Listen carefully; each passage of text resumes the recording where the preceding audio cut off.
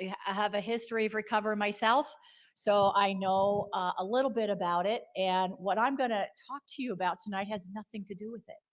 So, but it's exciting because I look back at my careers and I think, every step of my way, I was doing something that was part of my healing process, part of my journey. So whether I was doing personal development or I was doing massage therapy or I was selling this or I was selling that, there was always a gift in everything that I was doing. And at my heart, I'm an entrepreneur that loves to see people win. And I love to see people be the best that they can be. And so, what I'm going to share with you tonight, it's interesting because I've had to really, I'm in kind of a transition myself, and I was trying to think about what is important to everybody today. Money and the cost of gas, right? Money is a big issue, and I just want to put a really big plug in here, real short. If you are interested in a really incredible investment and your money is doing nothing today, we have an investment that is 120%, minimum 120% ROI. So come talk to me at the table. I'll give you some information. But what I'm here tonight is to talk about this. This is our fuel tab, and this fuel tab is not just an additive. It is actually what we call an antioxidant. Our bodies need antioxidants to survive, for longevity, for maintenance, to just function. And that's what our cars need. And today with the gas prices, I don't know how many of you like the gas prices today? You had to, it's, what I relate it to is when I had babies, it was like having to have a whole new budget for diapers. Now it's a whole new budget for gas, right? So if you are spending a lot of money on fuel, this is an opportunity for you to actually save on this. And I say that because this fuel tab's been around for 35 years. It was actually invented by a PhD chemist and a rocket scientist for real. And it used to be liquid form, so they were testing it in over 4 billion gallons of fuel around 23 different countries in every type of vehicle that you can possibly imagine, from large equipment to small hand, held saws or whatever, electric saws. And so it has been around for 35 years. It is the only EPA registered fuel additive or fuel antioxidant. It is the only one that is patented worldwide. So it is the original fuel tablet in the world. And it is actually, it's really spreading through the United States very rapidly. It helps to lower emissions. It is actually 100% biodegradable. And I can tell you that it also adds more torque to your car, because I am from Philadelphia originally, and I have a lead foot. And thank you, Terry. My justification here. And when I used to put my foot on the pedal, I'd give myself a whiplash, and because my car didn't have the torque. Well, now it just totally is smooth. And I'm also getting 100 to 120 miles extra, 100 to 120 extra miles per tank on my car, depending on whether I'm doing in-town driving or long-distance driving. So, if you want to save money on fuel, or you want to make money when people are adding fuel to their tanks, just come talk to me. We have an opportunity for you to either be a customer. We also have a business opportunity with it, which is really excellent, because who doesn't use gas? So my suggestion to you is, if you want to save money on fuel, get your car on the pill.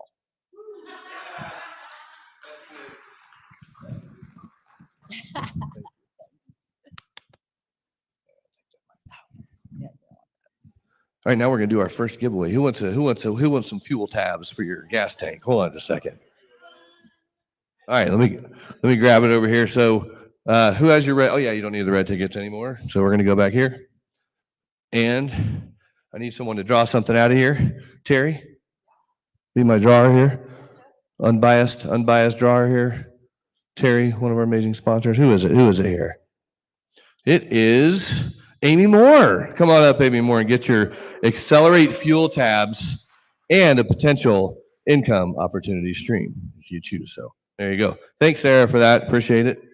All right, in this fun, we're gonna have a little fun tonight, right? Have a little this, that, and the other, because life is not fun sometimes. But all right, and here's a cool thing. So Thomas Dubois, who's one of her business partners, he spoke on my Swim for Recovery campaign just to share his story.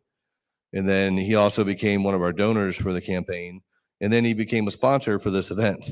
And it was cool from that because Sarah and I are talking, and that reconnected me with Terry, who's our next sponsor coming up. So, man, we're all connected some way. And it's just like, keep those channels of communication open. And so now we're going to let Terry tell you about some cool things that I just found out about. If you see in the middle there, Ascent Training and Consulting and Quit Smoking. Who wants to quit smoking? All right, there's a couple hands. All right, go for it. You and you alone are directly responsible for the amount of joy and happiness that you experience or don't experience. I'm Terry Anderson Wilbur, and my specialty is mental and emotional release. And in that mental and emotional release, people often say to me, what does that mean? I tell people, I'm a window washer. I'm a window washer. I know that you would have immediately guessed that by my very appropriately svelte figure to be a window washer. I'm sure you can see me rappelling from the roof to the floor 52 to wash their windows. How many of you have heard the eyes are the windows to the soul? Absolutely. And we all walk through life with a set of glasses on, sometimes literally, most of the time metaphorically, of the way we experience the world. And especially once we hit the age of 30 or 35, under 30, we just think we're invincible and that we're never going to stop, right? When we get to 30, we're like, I'm smelling a rat on this adulthood thing, right? And as we get older, the layers and layers of beliefs build up. And we all get a great level of success. If you didn't have success, you wouldn't be here. However, sometimes we get success and sometimes we have stuff that we know we're working on, right? I'm working on this body. Since I started working on this body, I've lost a whole Backstreet Boy, which is pretty exciting, right? However, we have things we're working on. So in my world, we wash the windows. We use mental and emotional release to wash the filters of what you've believed about the world and yourself and your place in the world up to now. And we wipe the slate clean so you can start forward clean. How many of you would like a clean slate? That's what we do, clean slate. And within that program, I niche into the Quit Smoking program. I'm super proud of it. Been doing it 10 years. And in 10 years, I have a 96% success rate with my clients. I'm so congruent with how effective this program is. I offer a money-back guarantee. That's how I know this works hardcore.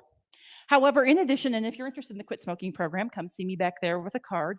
However, I'm also excited to tell you about a workshop that Sarah, come on up here for a second. Sarah and I are co-hosting a workshop next Saturday called Sacred Awakening, Evolve Your Spirit. And it's an energy workshop. Some people think energy is kind of this woo-woo mystical thing. I'm pretty sure when somebody turned the lights on in here tonight, energy made that happen, right? We're all familiar with plug the lamp in, the lamp works. Yet we are made up of energy. For me to hold this microphone in my hand, there's an electrical pulse that goes from my brain to my muscles to say, hey, hold the microphone, don't drop it. Dropping the mic comes at the end of the 5 minutes. However, that's what energy does. And yet some people have a mystique about energy. So I brought a concrete example of how real energy is. And if you want to play with us with energy, come see us next week. This is called the energy stick. And when I hold it in one hand, nothing happens. Anybody know why? I haven't completed the circuit. So when I complete the circuit, you can sense the energy. Did you hear me change the energy? And why is nothing happening? Once again.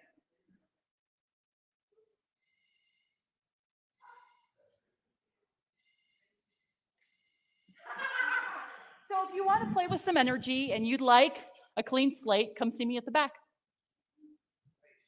I don't even need a timer. That was fun. That's pretty cool.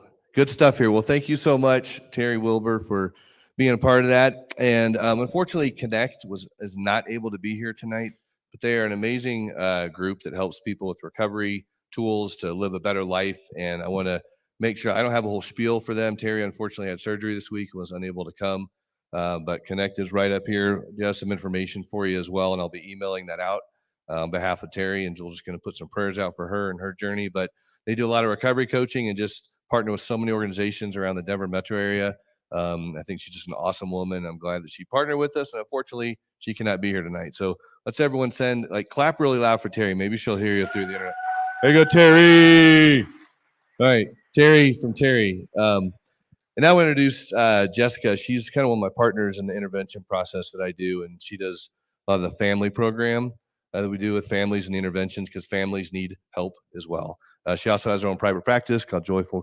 Come on up here, Joyful Soul Counseling. So I'm gonna let Jessica talk a little about herself.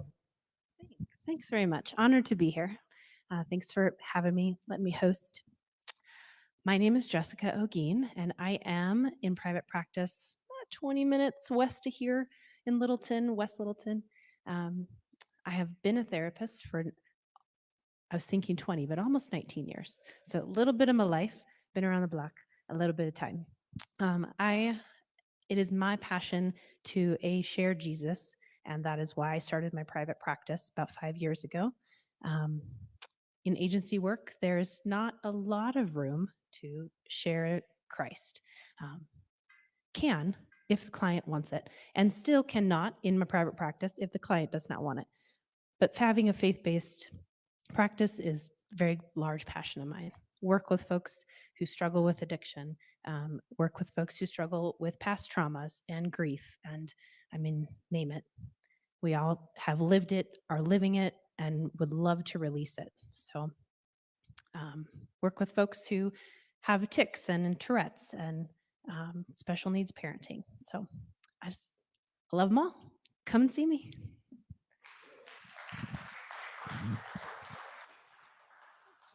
Thank you very much.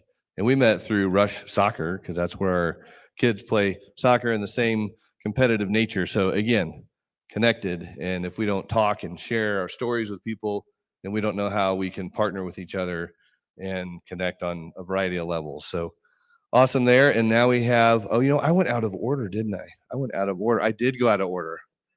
Wow. All right. Well, hey, we're just going to bring Brie right up because I skipped right over her. So I don't know if you have abandonment issues or anything like that, but I apologize if I brought that back up. So she's also one of our speakers coming up here soon. So with Elite Roofing, so take it away. Thanks, Rob, and also thanks for having me as well. My name is Brie. I'm the CEO of Elite Roofing and Solar. We are a full-service roofing contractor, Denver Metro. We service basically the entire Front Range. We brought in solar this year, which we're super, super excited about, as obviously our market and the world really is going that direction. Whether you care about green or just your bill, doesn't really matter, but either way we can service those needs. What we really aim to do in the solar is say, okay, your solar costs this much a month. Let's put solar panels up there, try to get at least that monthly bill down, and then we lock in those rates for you for the next 30 years. So at least for the next 30 years, this is what I'm going to have to pay in solar. So regardless what happens with energy over the next 30 years, you don't have to worry about it. Even if you're not in your home for 30 years, you can sell those panels right along with the sale of your home. We're also really, really big into the commercial market. So if there's anybody in there with a flat roofing that's leaking, we're your people. Faith, family, honesty, integrity are our values. We live by those. We make decisions by those. We have a hashtag elite family. And so our goal there is kind of just to treat everybody like family. We want our clients to feel that from each and every one of the people that work at organizations. So that's all I have. Thank you very much. We'll hear more from Brie here in a minute with her 11-minute, 25-second. There you go. You get extra. Now she's taking extra time for all those kind of awesome things that she's doing too. So thanks a bunch. And the other one that we have up here is Amare. And Amare, has anyone here heard of Amare before? Yeah, it's the mental wellness company, and they're just really big on gut-brain health and gut-brain axis and having the two brains talk to each other so you can help reduce and overcome anxiety and depression and poor sleep and just a lot of the stuff that we struggle with in general. So how many people struggle with anxiety every now and then? Poor sleep, just keep the hands up, right? Little depressive moments, all that stuff. But I learned a lot from this company, and that's actually how I fuel a lot of my body and a lot of things that I do. But in some of the books, so in the books that you have, there's a sponsor label in the front of the book.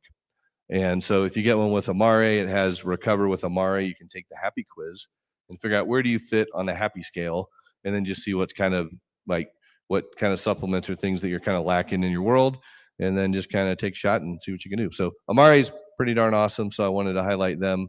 That's a lot of people I know love using the products and changing their life, but it's just also about a different lifestyle and living a healthier life. So that's Amare. So just a plug for them as well.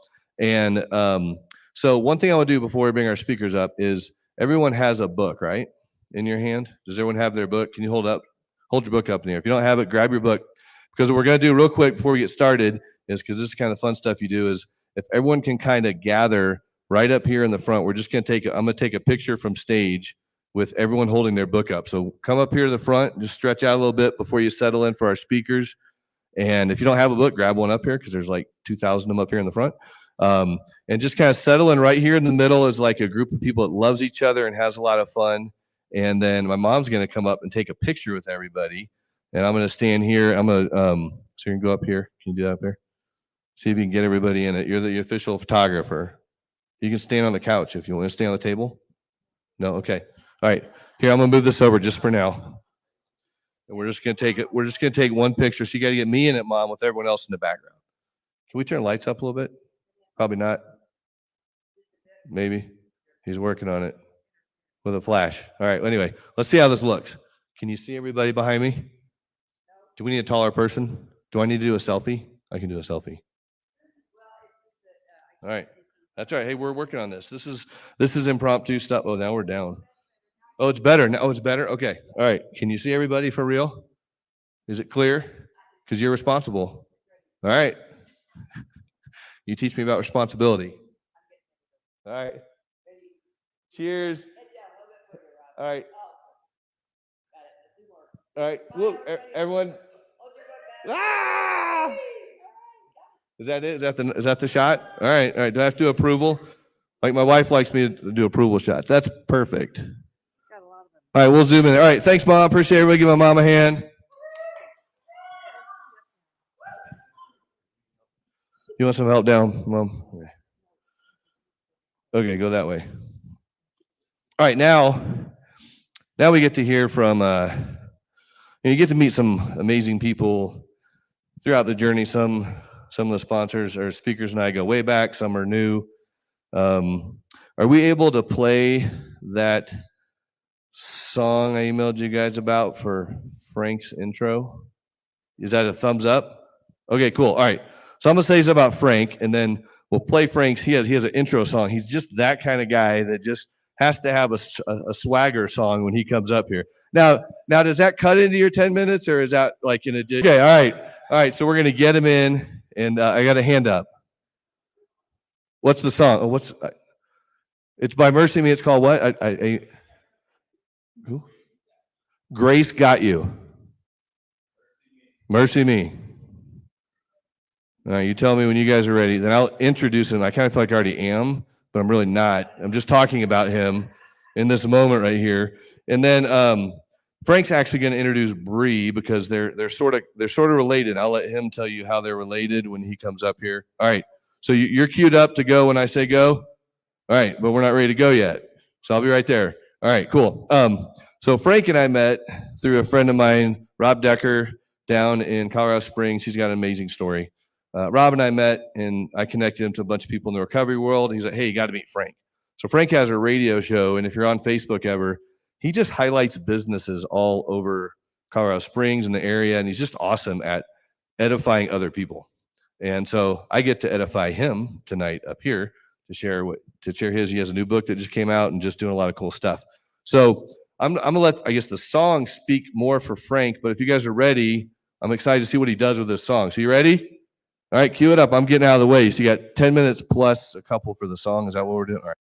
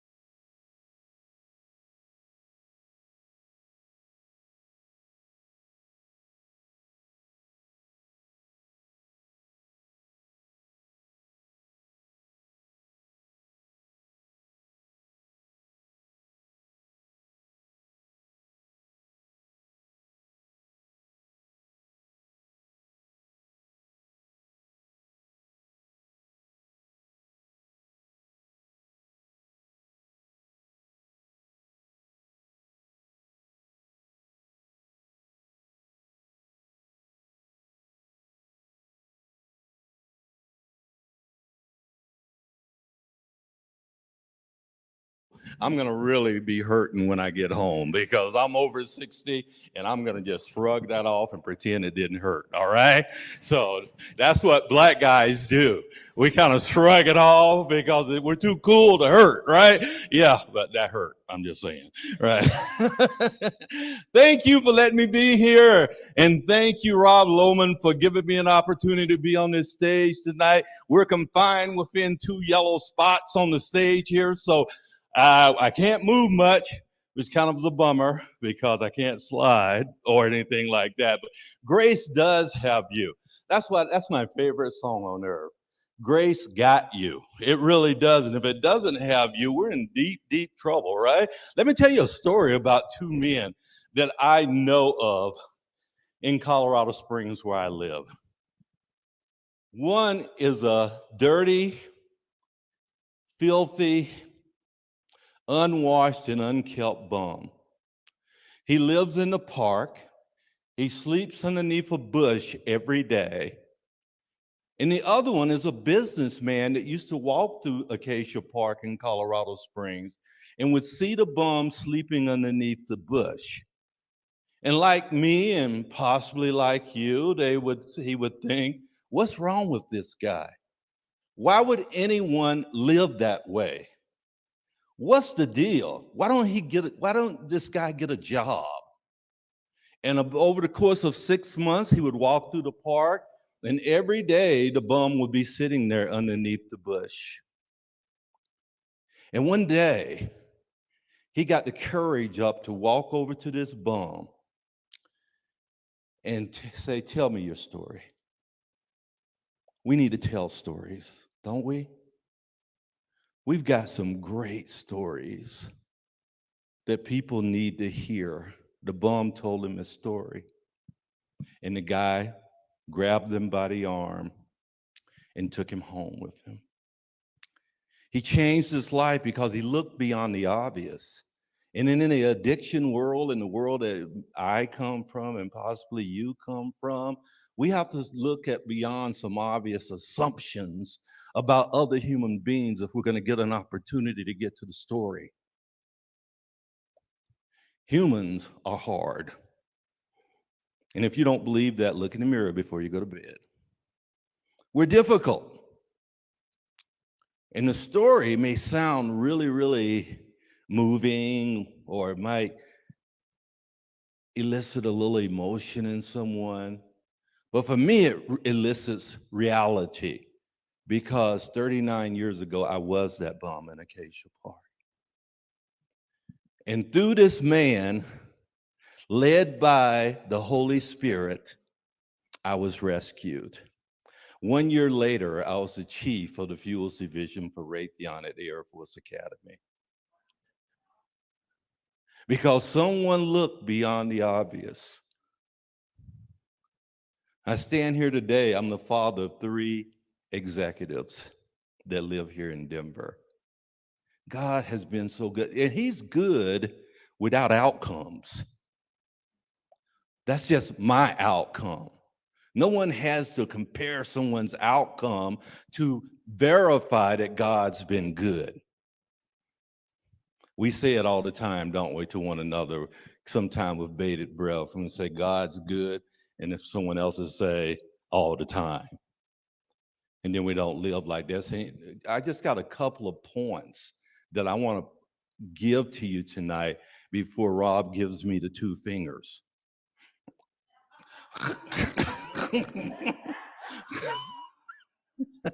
If he gives me 1, I want you guys to charge him, all right? Before he gives me the 2 fingers, because we need to think about our worth. What determines worth of a human being? Normally we go down the road of addiction or other things or illicit sin or other things in our lives because we don't realize the value of ourselves. So we need something to hold us up in the midst of that.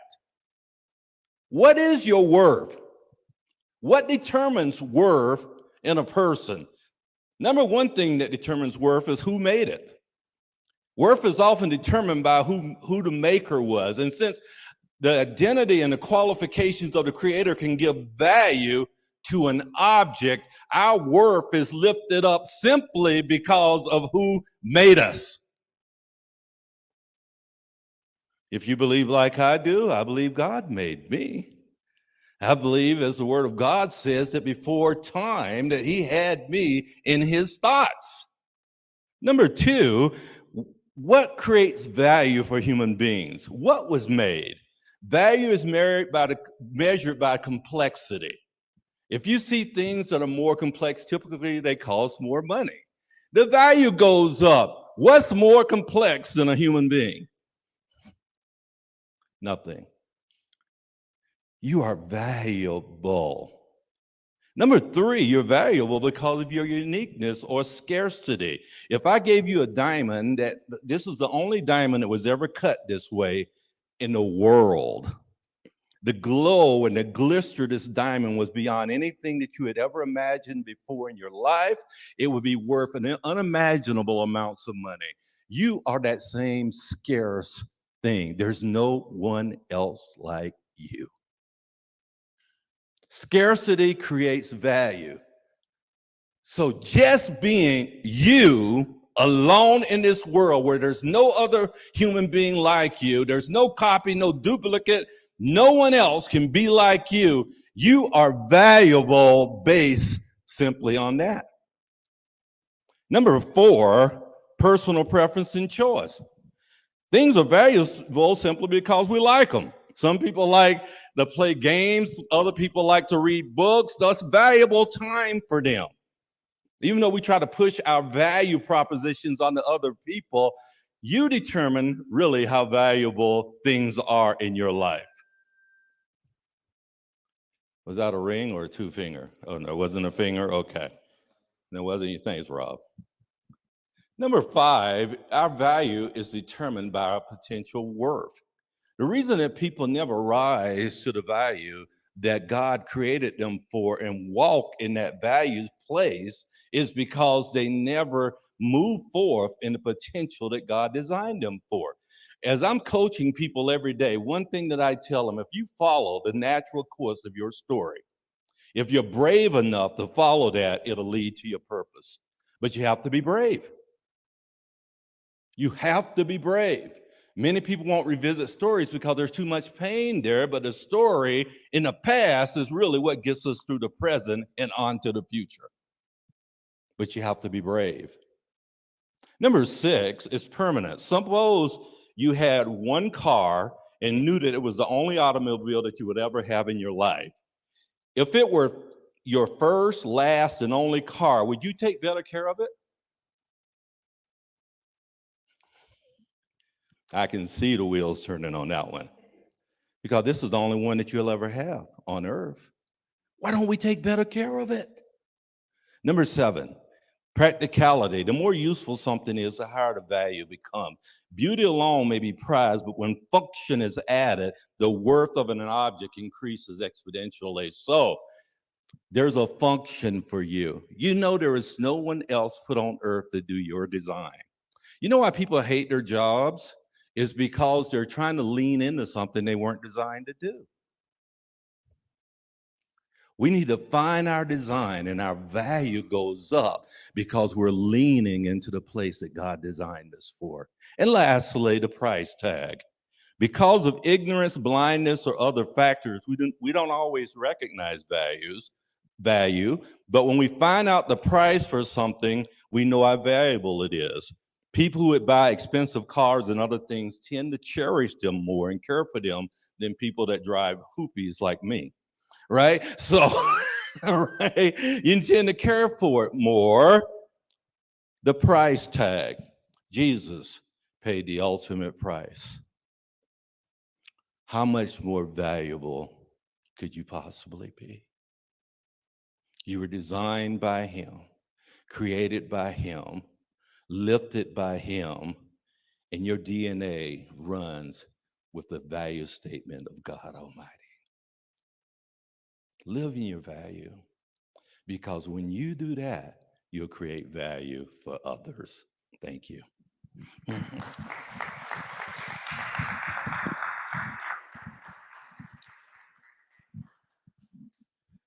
And I get to stand up here for a couple more minutes because I get to do this. I get to do it every dad's dream. You know, I mean, introduce his baby girl, Brianna Sinclair. I'm going to call you my name. I'm sorry, Eli. Her husband's here. I was going to go for my last name again. She's left that long time ago. But Brianna Reis, the CEO of Elite Roofing, top 40 under 40 in the Denver Business Journal, in addition to being one of the top ladies in business and other things, and awarded on so many different fronts, but much more. When you hear her story, all of that's not the value that she brings. She brings value because she's walked through some stuff. And as her dad, I walked through some stuff with her, right? So she's incredible. I don't say that just because she's my daughter. I say that because it's a fact. Give it up.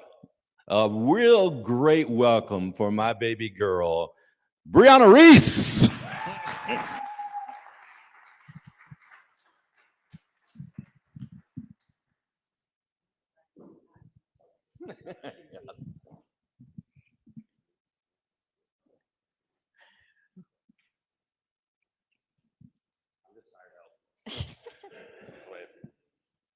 Thank you. Thank you, Daddy. Thank you, husband. Once again, I find myself at war. Bombs explode all around my worn and malnutrition body. Frail and weak, I can barely find the strength to run from the life-threatening blows. But I do find the strength, not within myself, but within the supernatural. I pray hard for myself and I mourn my lost comrades. Watching them walk into the fire scars my already unrecognizable heart. I stand on the front lines, but my war is not waged against Soviets or the Taliban. I do not fight for land or oil. My war is waged for my life and an existence that thrives with passion and hope instead of pain and suffering. My war is waged against a needle. My weapons fire at my own addictions, an internal war for my life. Every bomb that blows, I swear, will be my death shot. I hope and pray that I will survive it. But I pray even harder that if I do, the post-traumatic stress will not immobilize me, that I will not sink into and become the trauma I have allowed myself to experience, that I will rise above and be victorious, but never forget my struggles or the warriors who lost the same fight that I fight. Pray for them and pray for me, the lost drug addicts of a nation. My name is Brianna Rose Reis, and I've been clean and sober for 12 years, 7 months, and 14 days. I would like to begin my story over 30 years ago when at the age of 3, I accepted Jesus Christ into my heart as my Lord and Savior. I genuinely and knowingly began to develop a relationship with God. I knew him and he knew me. I quickly began receiving word after word that I was going to do amazing things for God. And with every word, I became more and more afraid to fail. By 13, that fear became paralyzing. And by 15, I made the conscious decision to walk away from a God that I knew and loved, on the basis that I could not serve a God that would allow so much pain into his world. The truth of the matter was that even at 15, I had so much of my own pain that the world's pain just became a magnifying glass of my own. At 16, I discovered what at the time seemed to be a solution to that pain. I began drinking alcohol and smoking weed. I loved that I could just escape life, that for just a few hours, I didn't have to feel the stabbing pain of my parents' divorce or my dad's fall from ministry. I didn't have to remember that my innocence was stolen from me at the age of 4. I didn't have to live with the disgusting self-hatred that event printed on my heart.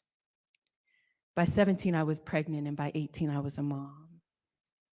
I loved him from the first kick. He gave me purpose, and for a while, he even eased the pain I felt so deeply for so much of my life. But he did not stop me.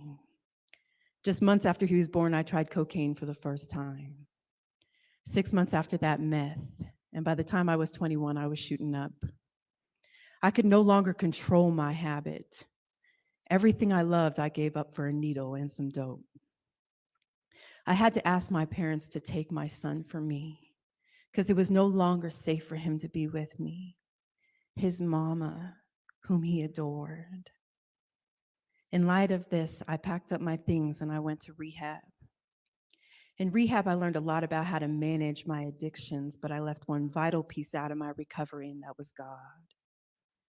Left to my own strength, I made it 70 days sober. The night I relapsed, I walked into a strip club. And as I stepped onto that stage for the first time, I had two things going through my mind.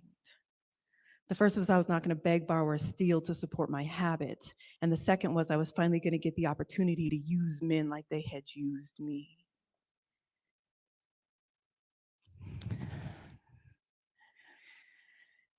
I quickly realized I was becoming just as addicted to the life of a stripper as I was to the dope. So I again packed up my stuff to try rehab. This program allowed me to take my son with me, but I only lasted 2 weeks under the strict confines of that program, once again walking away from my baby.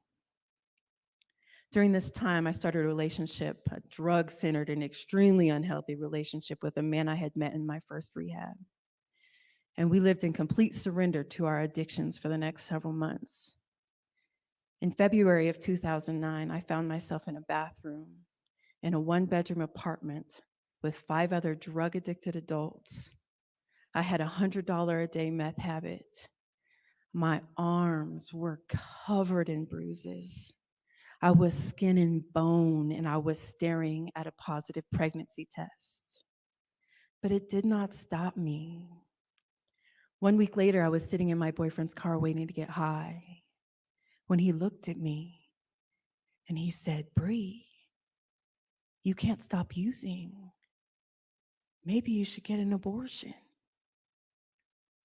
I loved the baby, but I was hurting the baby. I had such a moment of clarity in the seconds that followed that statement. And I knew that the decisions I had made up until that point had got me to where I was, sitting in a car, waiting to get high, pregnant, desperate, and alone. I was at a crossroads. I could get another abortion and perpetuate a cycle of drugs and pain and strip clubs. Or I could turn back to a God that as a child I loved so deeply. That was the last night I ever did drugs. A tiny heartbeat grows within. Innocence is the best word I could think of to describe this new child of God. I had given up and given in. I had already failed as a mother and was reminded of that every time I saw the deep sadness in my son's beautiful green eyes. I could feel my betrayals in every point, in each tooth of his amazing smile. I could feel his disappointment in every curl of his shiny blonde hair. Still, every time we saw one another in my sparse visits, I could feel his love for his lost mama in every limb as he would wrap them around me with excitement and joy. The only little life that no matter how long I was gone, with the squeal of the words "mommy," followed by a tight hug and a forced kiss, could make me feel like I never left. Now, with a little heartbeat beating inside of my own, I am reminded of how precious this gift of motherhood is and how badly I desire another chance to right my wrongs with a little heartbeat that may no longer be physically inside me, but still beats inside my own. The next day I called my mom and I asked her to give me one more chance to get it right. I spent the next 2 weeks in that drug-infested apartment and by the grace of God, started my journey back into sobriety. We moved to Castle Rock, far away from the familiarity of Colorado Springs and the friends and memories I had made there. By August of 2010, I got my son back. I was able to walk him to the bus stop for his first day of kindergarten. I was able to celebrate his 5th birthday with him in September. And on October 9th, 2010, I gave birth to a perfectly healthy 5-pound, 11-ounce baby girl who I'm named Truly Grace, because that is what she is. She is a physical representation of God's grace in my life. Like the poem says, I had already failed as a mother, but he still entrusted me with another one of his children. Not only did he do that, but he restored the relationship I had so badly broken with my little boy. He's not little anymore, he's 17.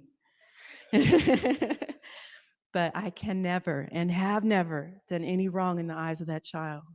He still adores his mama. In 2013, I met an amazing man of God. And together we are blessed with 7 children. That is how redemptive the God we serve is. When I at one time could not be trusted with one of his children, he has now entrusted me with 7.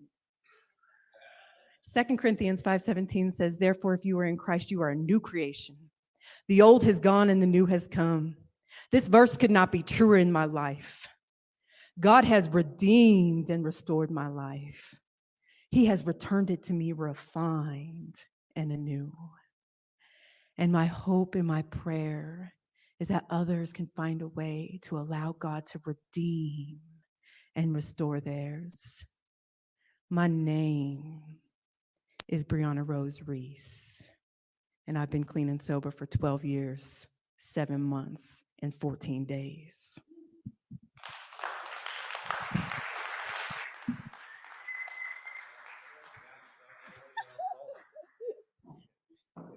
Family member fallen, so that is awesome, awesome, awesome, awesome. Thank you so much. You know, I reached out to Frank and just said, hey, Frank, you know any inspirational females that might be able to fill a spot? Because originally we were having Monte Ball, former Bronco, that ended up not being able to speak tonight. And he goes, oh, you got to meet my daughter. Well, I'm glad I met you, Brie. That's pretty awesome. Thank you for drawing us in. That was just amazing. And so many that just drew me in. That draw y'all in? Yeah. Well, you're going to get drawn in again and again and again and again with each person that comes up tonight. Kirk Samuels is partly responsible for this evening because he had an amazing book signing years ago and just love what he did. And I said, hey, man, how'd you do your thing? And he just taught me a lot. And in my own journey, we got a heart to see men free from addictions. And I'm just really excited to have Kirk Samuels come up because he is the intimacy incubator. Kirk Samuels, come on up, baby. And we're going to be giving books and stuff away at the end of this as well. There are books that they have. And one last thing before I come up, because you're going to want to take some nuggets, which you probably already did from theirs, but the paper on your seat there, hope, identity, and purpose. Write some stuff down tonight. Take it home with you. Watch the replay on live and everything. But Kirk Samuels, the stage is yours. All right. Thanks, Rob. I'm kind of mad at you a little bit, though, Rob. If you could give me a little heads up about Brie next time and I'm coming after her, I would appreciate that. I'm kind of mad at you. Have to come after that. I was a little bit off with the Xcelerate fuel tabs when I first got here, and I put one in my bottled water. So I'm not sure how this next few minutes is going to go, but from what I understand, I'm going to have better torque and emissions. And everyone in the front row will probably appreciate that. I am Kirk M. Samuels, the Intimacy Incubator. And with strength, wisdom, gentleness, and mercy, I co-create a world of intimacy and unconditional connection by teaching and inspiring 1 million men how to live free from internet pornography. Thank you. That is my personal mission statement. My drug of choice was free and unlimited. And as a matter of fact, it's available right now in every single one of your hands or pockets.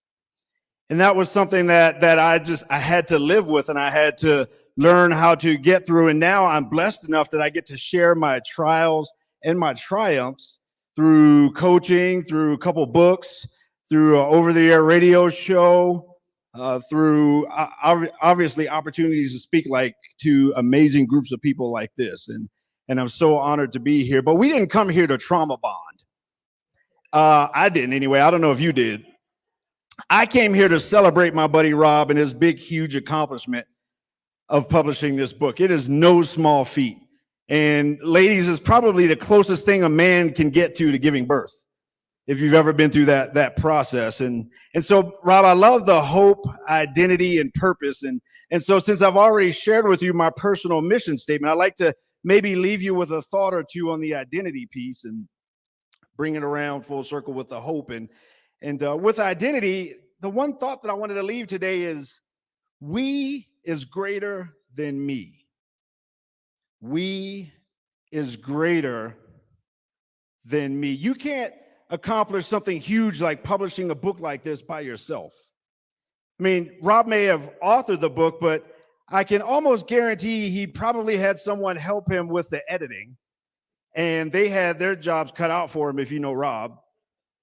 Probably someone to maybe do some work on the inside layout, maybe somebody to help with the cover artwork, and all of these things go into pulling off something great. This book is a dream come true. And if you know anything like me, it takes teamwork to make the dream work. And so we is greater than me. And if you think about it, like our relationships today, what if we woke up in the morning and we kind of looked over at the person, our spouse or significant other, and said, how can I serve this person? Knowing full well that that person is thinking the same thing about us right after they say, please brush your teeth.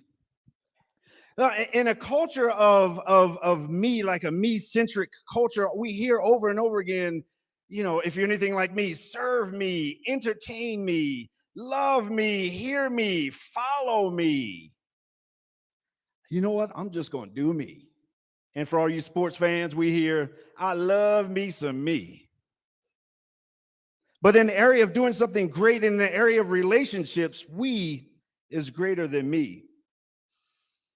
Now, in Christian circles, we have this thing, this concept called the full armor of God. And if you go through life, you're going to find some challenges, you're going to find some obstacles, you're going to find some battles that you have to face. And even in this concept of the full armor of God, there's nothing on the back.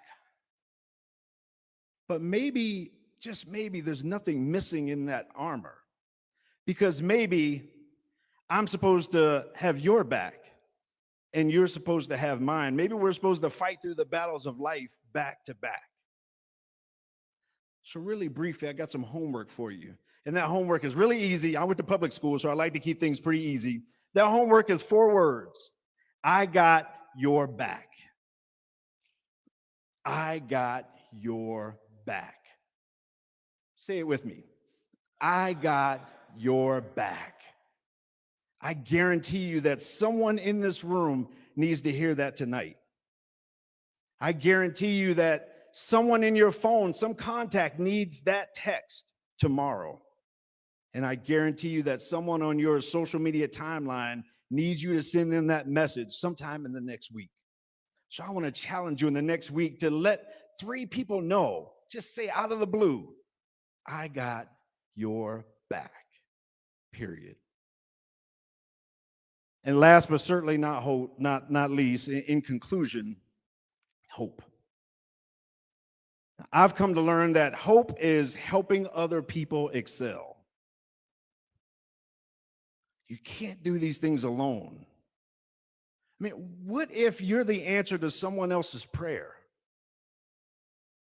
What if you are the physical manifestation of hope in somebody's life today? What if that story changed somebody's life tonight? That's hope. And hope is amazing. Hope can't happen in a vacuum. How do I know? Because vacuums suck. And hope does it. Hope is how we live and how we share, how we walk, frankly, how we walk hand in hand with the whole notion of we being greater than me. And so, Rob, I got your back. I got your back. If you quit, I'm going to kill you. I promise. This thing is needed all over the place. You haven't quit since the day I met you years ago. Don't quit now. You are hope. Congratulations on this thing, man. I appreciate you. I love you. I celebrate you. I honor you, man. And I got your back. Thank you all.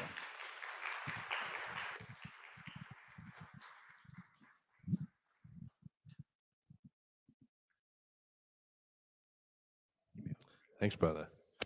I got your back. See, right now, I got it. See? Yeah. Hey, real quick before you leave the stage here, tell people about your kind of radio show and thing you're doing right now. Our show is the Mad Men of Masculinity. It's 12:20 a.m. here in Denver, and it goes as far down as I think Monument or something like that, and as far north as Longmont. So we can't quite get down to the Springs, but it's also on 12:20 a.m.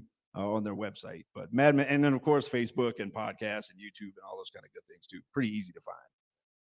Yeah, you can find them all. But you're amazing, and we actually have one of your books. One of your books to give away over here. So let's do a giveaway real quick. Anybody want a giveaway? Let's do a giveaway. Will you pick a name out for your book, and I'm gonna go get the book. Will you figure out who it is? Now that book is for single, so either you're single or you know someone that is. There, I put it somewhere else. Yeah, I'm so skilled at this. I don't know where I put it. It's back there by his 4 eyes only. Maybe you can grab one up back here. But it is Danielle Kelly. Where is she? Oh, where is she? Number next. Oh, did Danielle leave? Uh-oh. Well, we got to be present to win, I guess. Yep. All right. I know she's Yep. This is Angie Peterson Green. There she is. Awesome. You're awesome. So the book's on the back table. It's somewhere else. I laid it down. I don't know where I put it, but thanks, man. I got your back too. funny thing is, I told her over this past weekend at Gary's boot camp to get the book. She's like, I don't have the book, but now you do. There you go. You got the book. So here comes Muscle Man bringing up the 500-pound. This podium's, I mean, look at the pipes on this guy. And this is the only one that can carry it in here. So thanks, thanks, Bobby and Chris, for doing all the tech work and everything. Really appreciate that so much. Thanks a bunch. And Kirk Samuels, I got your back. It's awesome. Thank you so much. So was it a week and a half ago, Kelly? Yeah, about a week and a half ago. I'm on Facebook, and I see this person, Kelly Ryan. She's doing a talk in Conifer.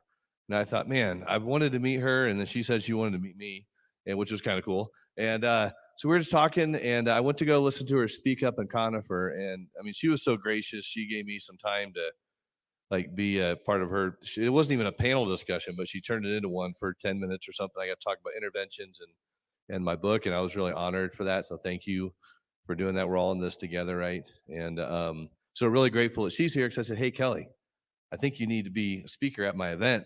Are you available? And she's moving right now. Like, her world is upside down, but she took the time to come hang out with us tonight and has a really powerful story about her life and her sister's life and just the things that go on there. So come on up, girl, and proud of you. She has a new book out as well, called Warrior Sisters, and so she's going to talk about that. Be careful. I should have come over there and helped you up. Hey, we live and we're learning. So over to you. Thank you for being here. Thanks, Rob. Wow. Some really powerful testimonials. And I'm so honored to be here tonight and to be part of Rob's event. And it's so creative. And I really thank you for the invitation. I also want to congratulate you, Rob, on writing the addiction intervention book, because I know that it's going to help a lot of families and a lot of professionals and really make a difference in this world.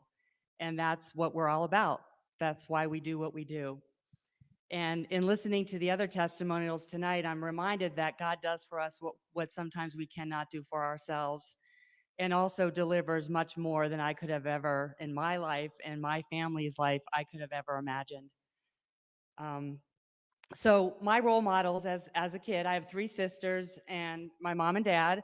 My role models around alcohol, my first one was my father, and he was a daily drinker and an alcoholic. He died of cirrhosis of the liver at 76, and he was very estranged from his family at that time. When we were small, his behavior was very unpredictable, and our home was chaotic, and there was a lot of violence in the home. And so that was role model number 1 around what alcohol is, or what it looks like, or what happens when you drink it. My second role model around alcohol was my sister, my oldest sister. And Karen and I have always been very close. I have 3 sisters. And as the oldest, when she took her first drink at 14, she drank alcoholically. She threw up, she blacked out, and she drank that way from 14 to 53, had periods of time where she seemed to be abstinent or in recovery, only for us to find out that she was taking Xanax and opiates and eventually lived in a drug-induced psychosis from crack cocaine for many years. And so, and as an adolescent, and my oldest sister, she was in and out of psychiatric hospitals from 14 to 18. And that was back in the day where they kept you 6 months to a year.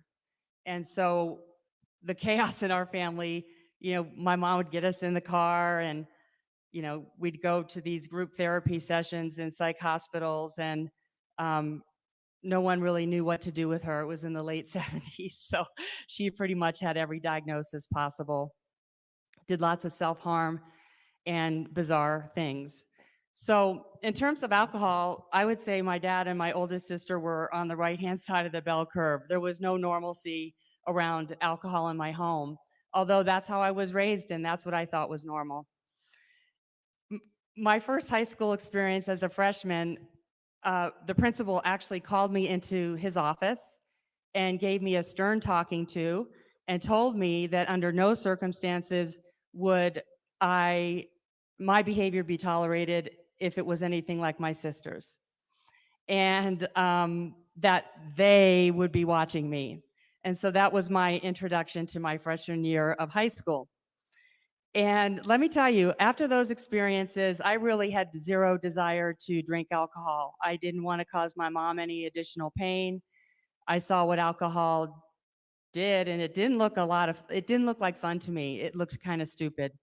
So, so I remember swearing that I would never become an alcoholic in my teenage years. And I never drank through high school. As a matter of fact, I graduated a year early from high school, and I graduated with my other sister, who's my Irish twin. We're 11 months apart. So for me, high school was the beginning of living in the shadows of my sister's addiction for many years. It also was a pattern for me of perfectionism, high performance, overachieving, and I did that really until I got sober at 42. I got my master's degree. I became a licensed marriage family therapist, and I dedicated my life to making a difference with family systems, working with adolescents and young adults and families, and sometimes all the while drinking. My disease was slow and progressive and caught me off guard. Drinking was fun for me until it wasn't. And I lived in Southern California and met my husband there, and I used to be a special ed teacher, and we had a lot of fun partying. And somewhere along the way between my 30s and 40s, I crossed the line between what was fun, dependency, and then what became addiction. And the first time I asked for help, I went to see a pastor. He actually wrote a book, Anyone Anonymous, Applying the 12 Steps to Daily Living. And I thought he would be a good person to go to and ask whether I might have a drinking problem or not. And he said, well, what does your husband think? And I thought, well, that's kind of sexist. But you know, why is that the first question you're asking me? But what I realize is often family members will be willing or able to see that you have a problem way before I was willing to see that I had a problem. And that's really where the question was coming from. So anyway, for 9 years, I went in and out of 12-step programs. I had drawers full of 30-day chips. I would convince myself that I wasn't like the other people in the room. I couldn't relate to them. And I thought they were losers. And I'm one of them now. But I just couldn't relate to them. And I hadn't lost a job. I hadn't gotten a DUI. I hadn't had a lot of external consequences to my drinking. And I had a job actually in the mental health and substance abuse field where I marketed to psychiatrists and referral sources, and I had an expense account to entertain them and drink with them. And for a while, I really thought, I hit the jackpot. It was a lot of fun. Traveled the country and drank with referral sources. Anyway, so somehow we find a way to feed our addictions, and that was mine. Um, the largest external consequence that I had was when I had been married 15 years, my husband was going to leave me. And we had done a dance for many, many years around me saying that I was going to get sober, taking efforts to try to do so and not doing it. And I knew that he meant it. And I didn't get sober for him, but at the same time, I really valued our relationship and I didn't want to get a divorce and I didn't want to lose my husband. And it also was a great act of love, the way that he addressed it and the way that he handled it was probably the most loving thing anyone's ever done for me. And I repeat that often because I think that family members struggle with how to support their loved ones with active addiction. So I just got the two-minute warning. So I'm going to say a few things. I think what we're seeing tonight, and actually what I wrote in my notes and what I wanted to make sure that I share with you, is that the power of sharing our personal experiences and the value that that has for people, because it does take courage and it does take vulnerability and it does take having a risk. And so I had talked about having a call to action, and I'd like to challenge everybody here tonight over the next week to take a risk, to show some vulnerability and share your story. Of course, use some discernment and judgment around that with who you share it with, but I guarantee you there'll be some unexpected gifts that come with that, with taking the risks. The other last thing I'll close with is my sister and I wrote our memoir last year. Actually, yesterday was 1 year that we published our book, Warrior Sisters. And I've had the opportunity to do a lot of community outreach. And what I found is that people are hungry for information and seeking solutions. And they're desperate to help their loved ones struggling with addiction. They want to hear other people's experiences in recovery that can demonstrate hope and circumstances when they've seemed hopeless. And they want to share in the restoration and the healing of their family. And they want to leave interactions feeling motivated, feeling inspired, and knowing that if it's worked for me, it could work for other people. Thank you very much.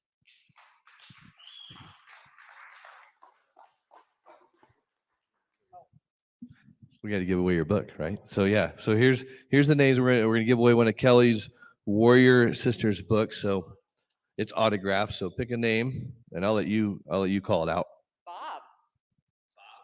Bob Lohman, my dad. All right, there you go. Big Bob, yes. No, I forgot. We're gonna do that because I didn't bring him up here. So we're gonna do that as well. Let's just go ahead and we're gonna give away one of Frank's books too, because I set him down somewhere in the midst of me trying to figure out where my head was. And so we're going to give one of Frank's books away, and maybe his wife can draw the name while he's grabbing the book.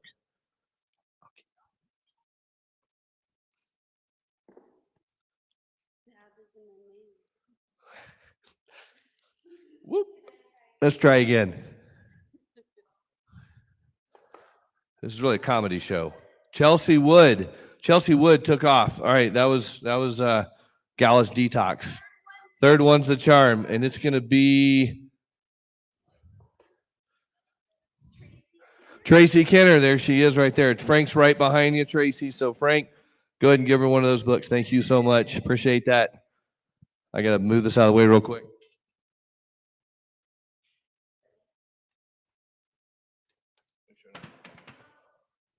Yeah, swimforrecovery.com. Check it out. So Gary Barnes, our next speaker. When I was at Kirk Samuels' book signing, I actually won a free entry to Gary Barnes's boot camp. This guy does, you want to rattle your cage and change the way you think. This is a guy that does that. And he's the breakthrough mastery coach. I love it when he talks about things that there is no try, only do. And his get statements, things stick with me. And one of the things come on up, Gary. And one of the things I remember about Gary's boot camp is he had us write a letter to ourselves with a stamped envelope, and then Gary mailed it to us. And it was like a year later they went out. Is that right? Was it a year later? I got you. Yeah, they need to redo these stairs here. They're dangerous, but I have that letter next to my desk, and I just love how you inspire people to be better at what they are and what they do, and you inspire me all the time. So the fact you're here tonight is a big honor for me to share it, for me to be able to share a stage with you, and I'm grateful for that. So I need a picture with Gary up here, Mom. So yeah, that seminar or your boot camp was amazing.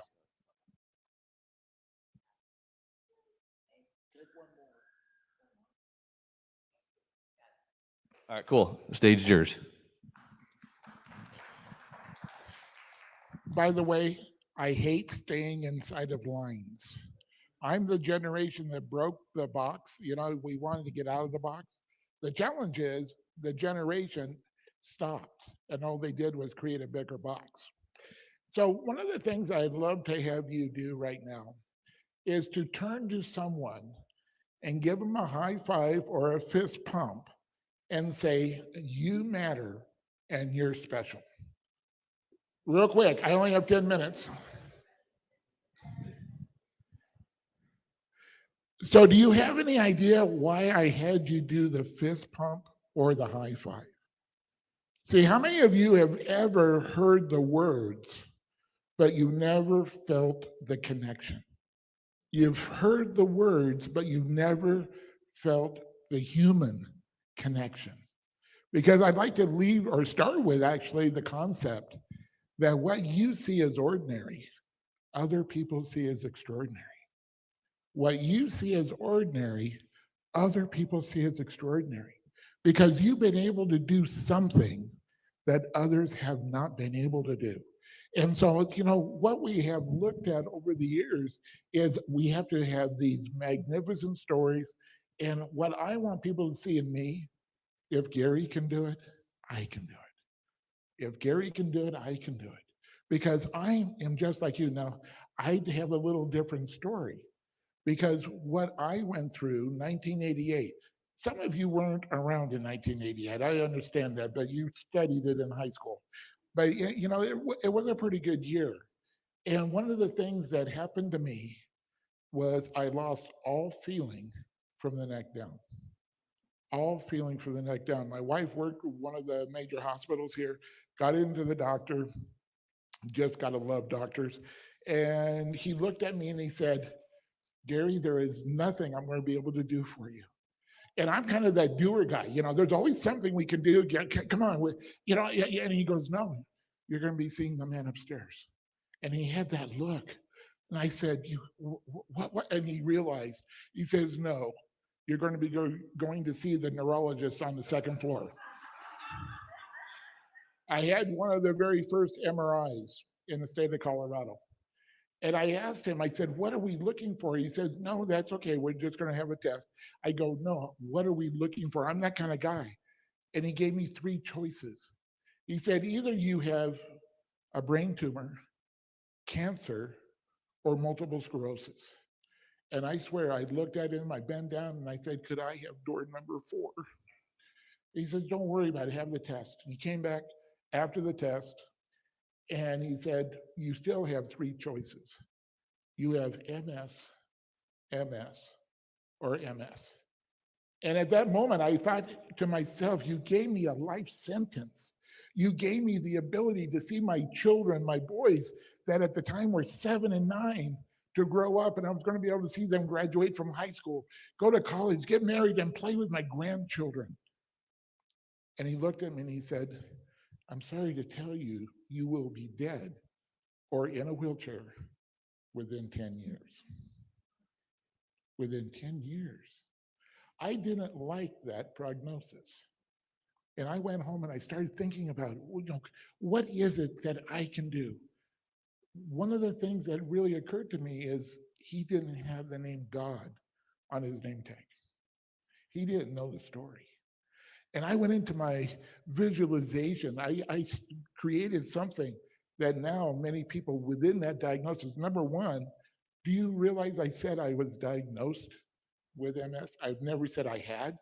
I have never owned it. When they told me it was a handheld mic today, I was excited because I have no feelings in my hands. They're stone hands. It's just a pressure point. Most people that realize that in AV, they go, "Can we help you?" And the thing is also coming up on, Frank, I had to tell you, you started before the big guy and you fell up the stairs. I have fallen off 2 stages. So I go the opposite direction. I have an exit. So I'm going to need a hand on the way down. They're going to remember me. But the thing is that over a period of time, I created a visualization that without any guarantee that it was going to do anything, I took a mental picture of what my life was going to be. I created what I was going to do on my 100th birthday. Any idea what I'm going to be doing on my 100th birthday? Skydiving. I figure at that point, it doesn't matter. But I have climbed mountains since then. I don't have any feelings on my feet. I figure out how to do it. You guys have had situations in front of you that many people look at it and say it's an obstacle that is just too big. An obstacle that is just too big. The idea that there is anything beyond what we, how many of you right now have ever felt, and I don't want to see a raise a hand, but have you ever felt small? Have you ever felt insignificant? What do I matter? Just recently, I've seen the deep field space picture from the new Hubble telescope. Or it wasn't Hubble, it was the next one the Webb telescope, the deep field. And the millions and millions of planets and solar systems and all the things are out there. But then there was another picture. I would love to have you go search it out. And it's the last picture that Voyager took as it left our solar system. And it took a picture of Earth. And in that picture, they have to put an arrow because it's a pinprick. And I looked at that and I had a totally different reversal about the attitude I had for myself. Because there's times that I go, I'm no big deal, I'm no nothing. But see, I'm a catalyst. You're a catalyst for change. So the idea that changed for me was how special and how privileged am I to have been chosen to be here at this moment in time, to be someone that can come up to somebody like Rob and call him my friend, to be able to show up at times, to be on the wrong airplane, sitting on the wrong seat, going to the wrong city for the right reason. And it's not about money. It's about human connection. It's about giving people that ability to take another step. How many times have we just said, is it worth it? And when we attach to that mission of what is it that we were created for, then we can actually see our value. Because the value is not imputed from outside to us. It's what is inside that we can give out to others. So I want you to give me at least a 4 minute, because I want to put everybody through an exercise that I really felt that, how many times have you maybe have challenged yourself and said, can I do it? Can I do it again? Because part of my mission statement is to make a difference and to empower, but not my power to you, but helping you engage the power that was instilled in you at birth. Because each and every one of us have a special talent, a special power that if we only attach to it and remind ourselves that it's there, then we can give it away as a gift. Because we all have that ability to change lives. Once we have that, I feel like it's a responsibility. It's not just an opportunity, it's a responsibility to do a smile. Sometimes it's just going up to somebody and saying hi. It's not about being up in lights. I'm as happy sitting in the back row as I'm here on the front stage. It's just one of those things of what is it that I'm supposed to do? In fact, one of the things that I do every time I speak, I say a simple prayer. Let me touch one.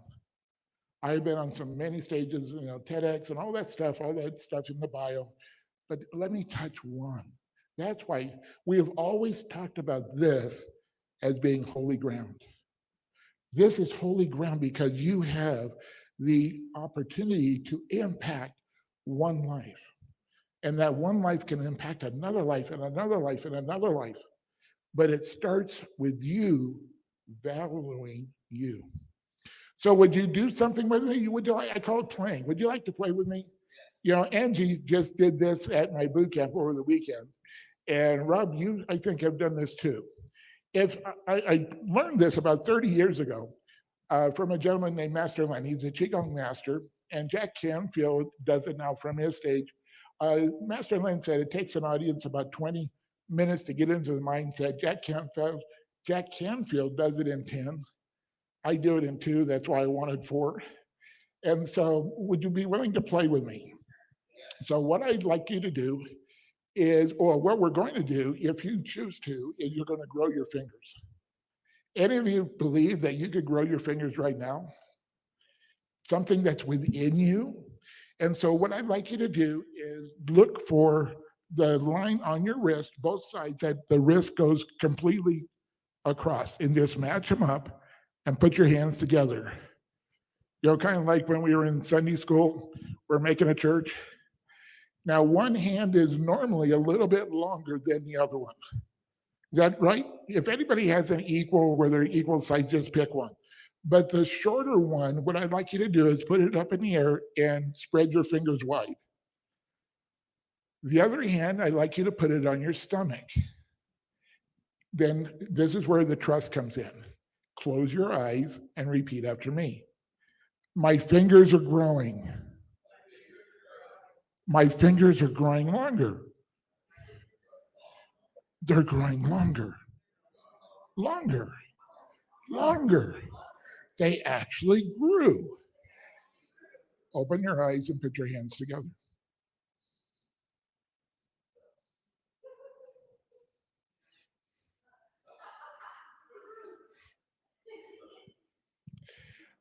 I have done this exercise all over the country, actually in other countries as well. And the most often question that I get from somebody is, what did you do to me? All I gave you was permission. That energy, I do this now at stoplights. I think people think I'm crazy because I have a convertible and I'm doing this and I'm doing this, you know, to get through a stoplight. But the thing is, I want you to remember the next time that you want to remember that the power that has been already instilled in you is always there if you ask for it to be activated. Now, I don't want to leave you deformed.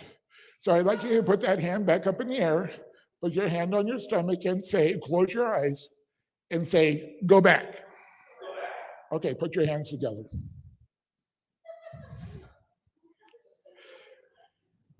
You know, one of the questions that I ask audiences all the time is, are you a participant or are you a spectator? And I heard that through a dream. And I thought it was a really good question because I love questions. When I was 20 years old, I knew all of the answers, absolutely. And as I've grown, hopefully a little bit wiser over the years, the more that I know, the more that I know that I don't know. And so I love questions because it leads me into an answer that leads me to a better question. So I'm in a quest for questions, not answers. And so what I heard in that dream, that was the first question. Are you a spectator or are you a participant? The second time it came to me, it said, are you a spectator or are you a participant? It's your choice. Thank you so much.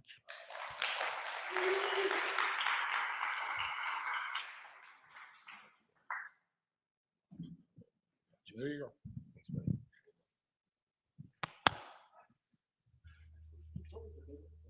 Sure. So, yeah, this is a unique stage up here. Thanks again, Gary. Give him another round of applause real quick.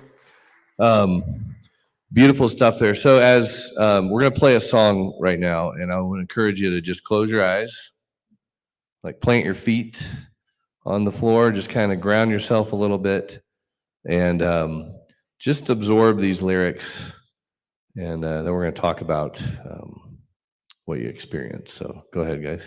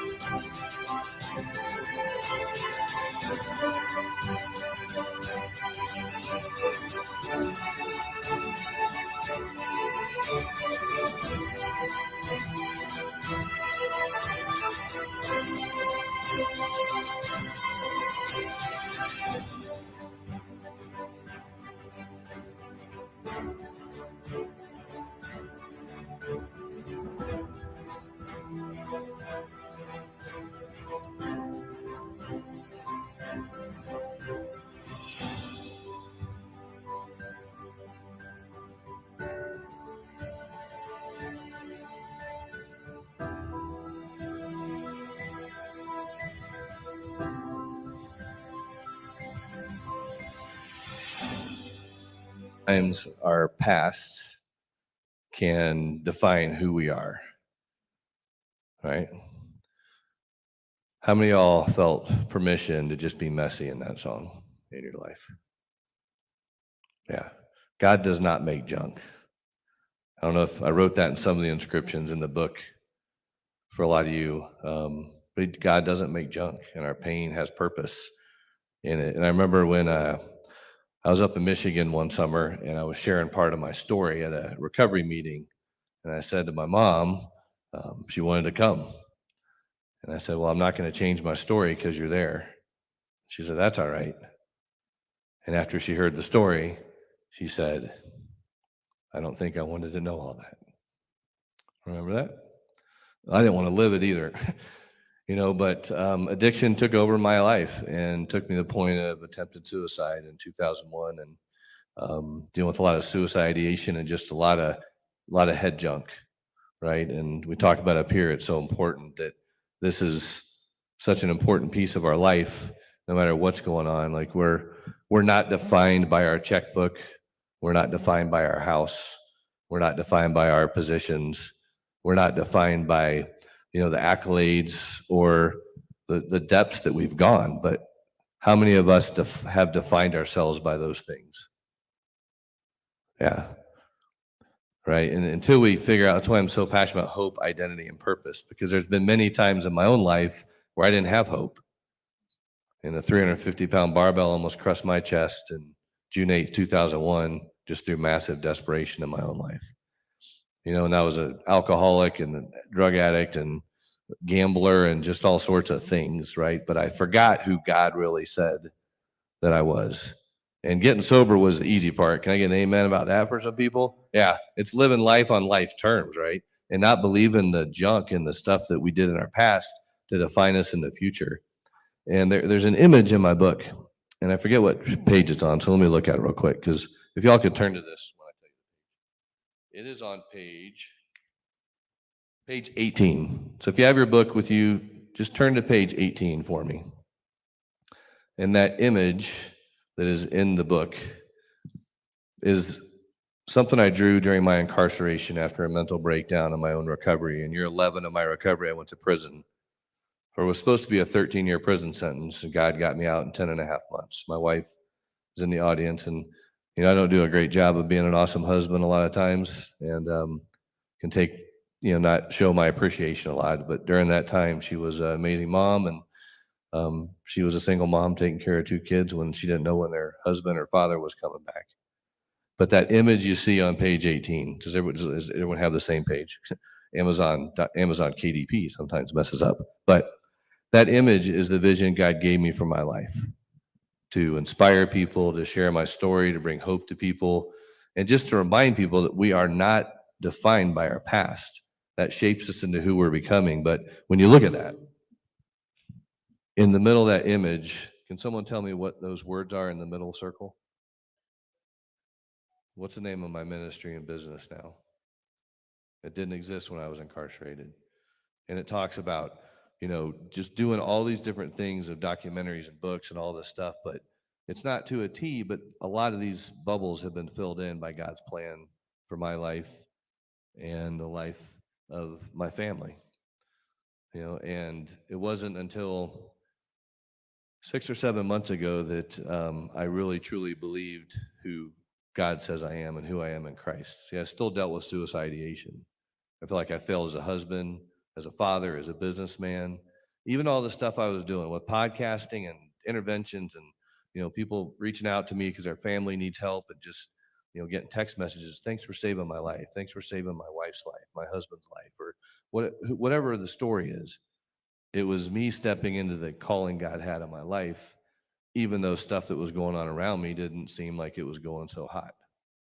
So I got to hold on to those things for hope, because there are days I just want to quit. There are.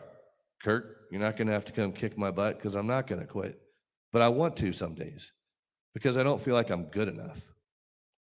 I don't feel like I'm the guy that's going to come through for the family, right? Or I'm not relating to my family, but like families that hire me to help them and do interventions and coaching and stuff. I still have those insecurities that come in, but it was 6 or 7 months ago that suicide ideation left. I battled it. I battled it because I had to, and that was, I give that to God. But like Neil Anderson's work, if you're dealing with head knowledge and head junk, we're doing this book at church now, Winning the War for Your Mind. Like, this up here can lie to us so much, but until we know the truths about ourselves, until I understood the truths about myself, and I still question that. Again, you can look around like, really, this is it? This is what we're doing? But I got to hold on to that hope, because I know I'm a child of God, and that is the most important thing to me. And I'm not going to let anyone or any situation ever take that away from me. And have anyone ever heard of Priscilla Shirer? Yeah, amazing woman of faith. She has this incredible YouTube video called Who We Are in Christ. And it is really, really powerful. And I just want to encourage you all, because sometimes God just doesn't feel like he's there. So here's a story about a black bear I want to end with, and then we're going to do some wrap-up stuff tonight. But you see this black bear up here? Hey, this is the story of the black bear. So maybe this plays a role in your life. I'll bring him back up here in a second. So my wife and I and our kids are coming back from Steamboat Springs one day, and over Rabbit Ears Pass. And I look at my wife, I say, hey, babe, would you please pray that I would see a black bear? She laughs, and she's like, whatever, I've lived here my whole life, and I've never just said, God, show me a black bear, and I see a black bear. So they fall asleep, and we're coming into Silverthorne, Colorado, and to the right of that 2-lane highway, there's 2 Ford F-350s sitting there, and they're looking into the field. So everyone look to the right. They're looking into the field, and what do you see? Keep looking to the right. There's a black thing coming at you, and you're like, no way.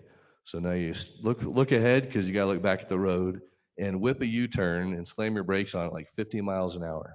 Head back, and what's crossing the road? A big black bear. And we see his butt just disappear into the brush, and we're all laughing. Our friends that were in front of us or behind us, I forget, like, what the heck just happened? But for me, that was awesome, because I asked God for that. And a month or two later, my wife got me this black bear, right? Because sometimes it feels like God is not there. And it has a little medallion on here, and it has Psalm 37:4. Delight thyself also in the Lord, and he shall give thee the desires of thine heart. You see, life may not be the way you want it, but God's got a plan for whatever's going on in your life. He'll answer that prayer however he's going to answer it. It may not be the answer you want, but it's the answer that I feel like I need a lot of times. So the reason I'm passionate about hope, identity, and purpose is because without hope, what do we have? Nothing. I don't know what it is, right? Without hope, and we look around the world now, And it's a world that's trying to pump us full of reasons to not have hope. Fortunately, now our cars are going to go much faster, thanks to Sarah. But but you look at those things, right? And it's like, man, you look around now, and no matter what your faith is, if you don't define who you are, something else is going to. And it's going to be the world. And the world is not a place that I want to have define my life. Right? And so that's that part, but it's identity piece. So I ask you this question. Who are you? Ask yourself the question internally, who am I? Anybody's anxiety go up a little bit? Or did anyone have confidence in knowing who you are? And so one thing I want to ask you is, if you open your book, and on like the third page, wherever I signed your book, why don't you just read whatever I wrote to you? Because for, I don't know, hour plus, couple hours, I just pulled these books out in front of me. And I said, what do you want me to write, God? So just read whatever is written on the signature page for you. And I want to throw a challenge out to 2 people to just share what was written there and what that means to you. It might be hard, what you're reading, and it might be something that just makes you crack up. So does anybody want to share what's written on yours, Terry? Yeah, what's your answer?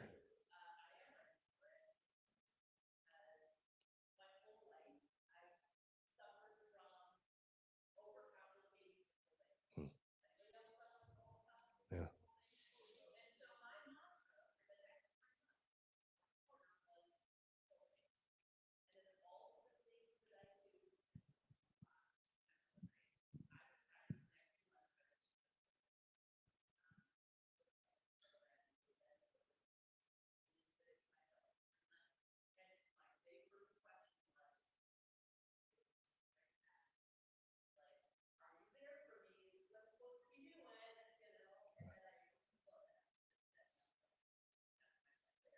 Cool. Cool. Well, that was written for you. I prayed over each one of these books for every one of you that's here right now. So this wasn't just to throw an event together. It was very intentional. So one other person want to share whatever's written on their pages, maybe something that's hard you didn't want to read.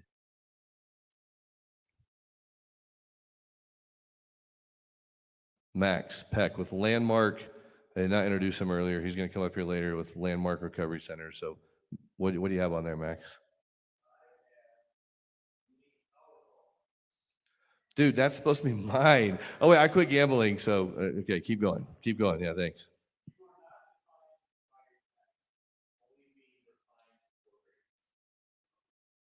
You believe that?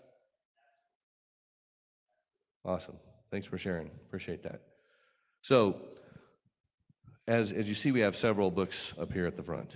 Okay. Our sponsors tonight, part of their sponsorship was they donated these books to people that came. So that's part of it. So thank you to all the sponsors for this. So when we're all wrapped up tonight, I want to encourage you to take a couple extra books and give them to someone that you know needs them. Don't read the inscription in there, because that might guide you to who you want to give it to. Okay. But just take 2 or 3 books and give it to someone.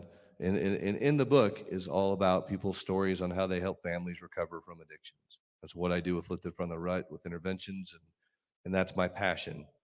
So I want to encourage you to just take a couple extra books and just be a light for somebody else, and share this replay. We got the great guys in the back that stream this for us.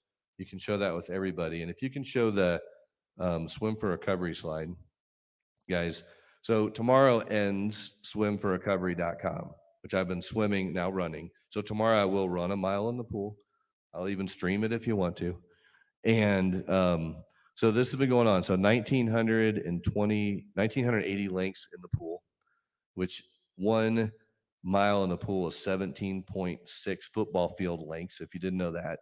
So next time you go to a football game, think of Rob swimming in a pool. Well, maybe not me swimming in a pool, but just think of the mile in the pool is that long. And it's crazy when you think about how many football field lengths I've swum/run this month. But it's been an awesome journey. Tomorrow there will be 30 stories on swimforrecovery.com. And you can show the next slide too, because one thing I want to encourage y'all is that if you enjoyed yourself tonight and you know people that care about addiction and recovery and helping people, there's a way you can support Lifted from the Rut too by shooting that QR code right there with your phone, or just go to swimforrecovery.com. And what we're doing with the funds is helping people that can't afford sober living scholarships or counseling needs, and also supports Lifted from the Rut podcasting and stuff like this, and all the outreach things that I do within my own ministry as well. But this is just a way that you can give back if you want to. There's no obligation, but just something that you can tap into. And it's just a way to love on people that don't think they're worth it. That song Beautifully Broken was not accidentally chosen. My wife and I actually heard that song on a family life marriage cruise, and Plum sung it live, and it was so amazing just being in that presence. In Christian lyrics, if you don't listen to Christian music, I just want to challenge you to maybe do that for the next 30 days. Turn off all the other stuff. Turn off, any like whatever things that are distracting you from what God's calling you to do. And if you don't know what God's calling you to do, I encourage you to explore that. But just never lose hope. Figure out who you are and what defines you, or something else is going to do that. And what is your purpose? How many people in here can raise your hand confidently that you truly know what God's purpose is for your life? And just look around, keep your hands up. No, nothing if it's not you or anything else, but y'all been through some stuff to get there? Yeah.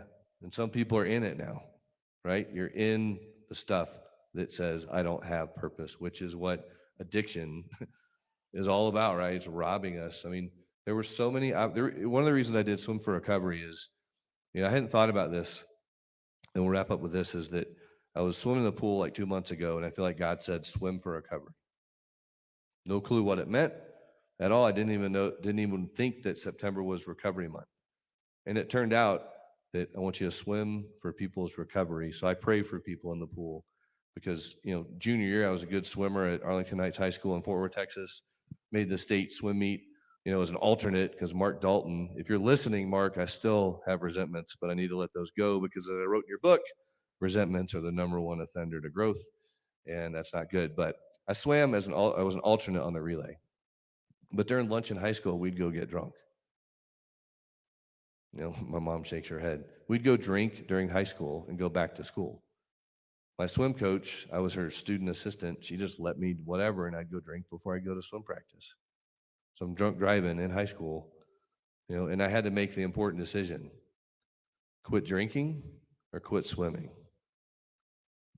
How many times in y'all's life have you chose substances over your potential? Yeah. College, wanted to become a doctor. Didn't even know if I was going to graduate the day when my whole family was sitting out there in the audience like, is Rob going to graduate? And my professor calls me in, and he's like, Lohman, what are you doing?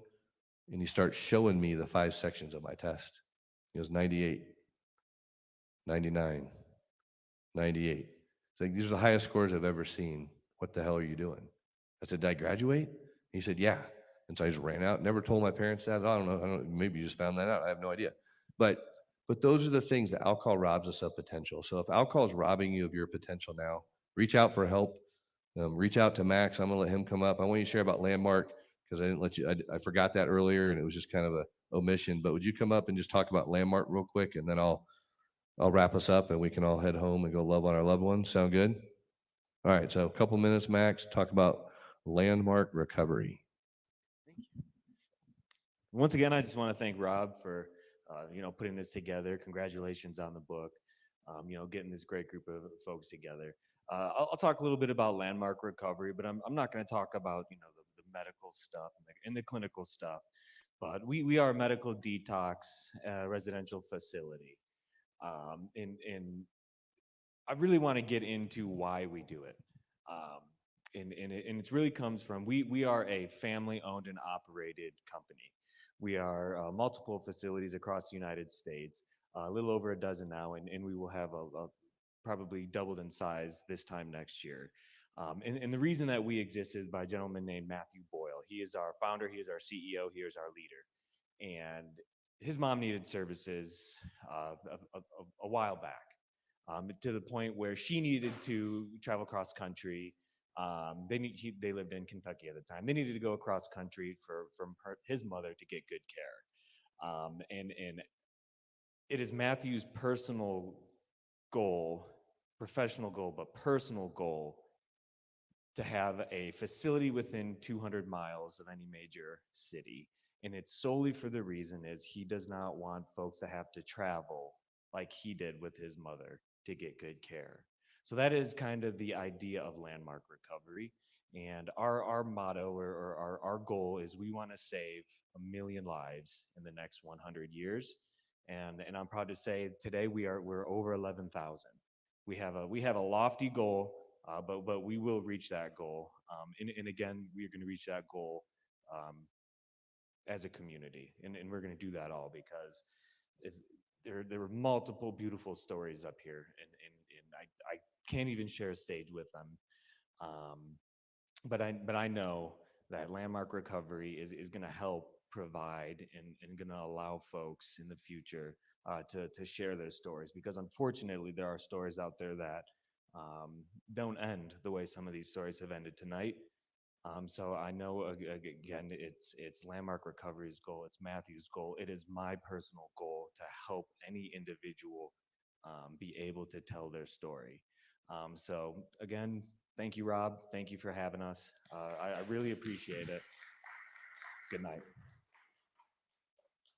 Cool. Yeah, and they just opened here in Colorado, so we're excited to have them. So, all right, what a good night. Did y'all have fun?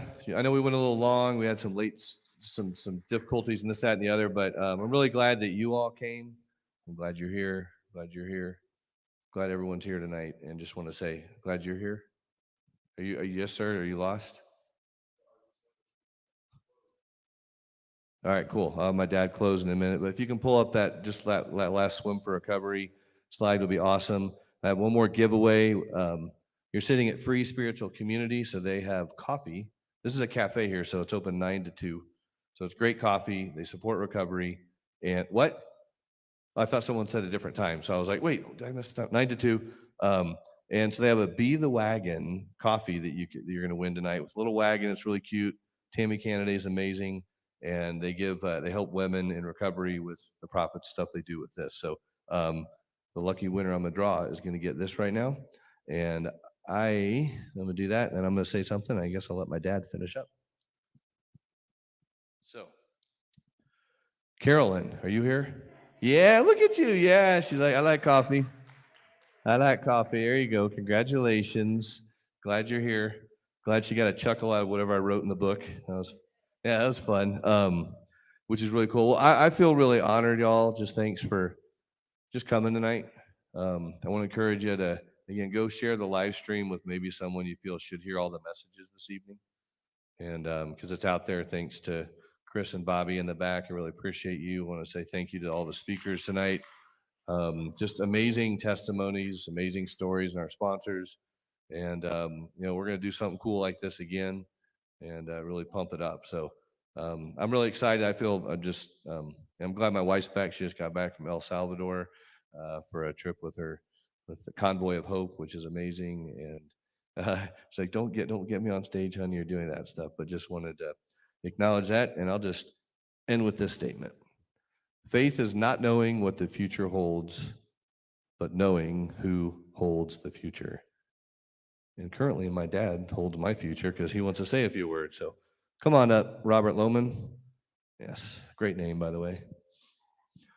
So his dad's name was Robert Lohman. They can't see you if you're down there. Okay, he's not going to fall down. So I'm going to come down here. All right. Robert Hill Lohman, here you go. I just want to say something, Rob, to you. I introduced him and how proud and privileged it was to do so. But I want to end with a really quick story. Oftentimes, I do not approve anything that's coming out of his mouth. well, it's okay. Okay, I worked on it all day.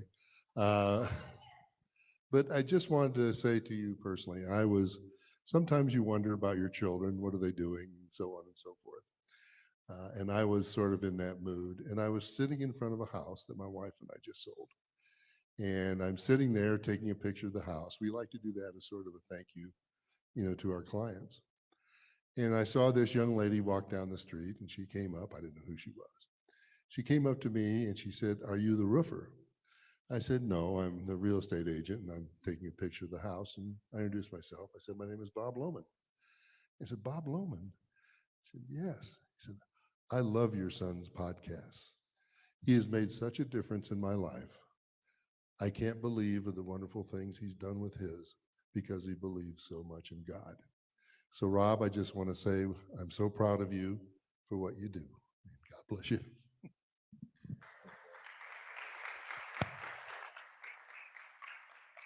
Thanks, Dad. So let that be an encouragement to all you podcasters, authors, social media people. People are listening, whether you know it or not, and you're making a difference in people's lives by sharing your stories and being honest, open, and vulnerable. And there's a lot that comes with that too. There's judgment, but guess what? When you're God's child, it doesn't matter because God defines who we are. So thank you all so much for coming. Take some food, take a couple drinks if you want to, take a couple books. Thanks, Free, for letting us have this here, and we'll let y'all get home. We went a little long, but God bless everybody. Thank you.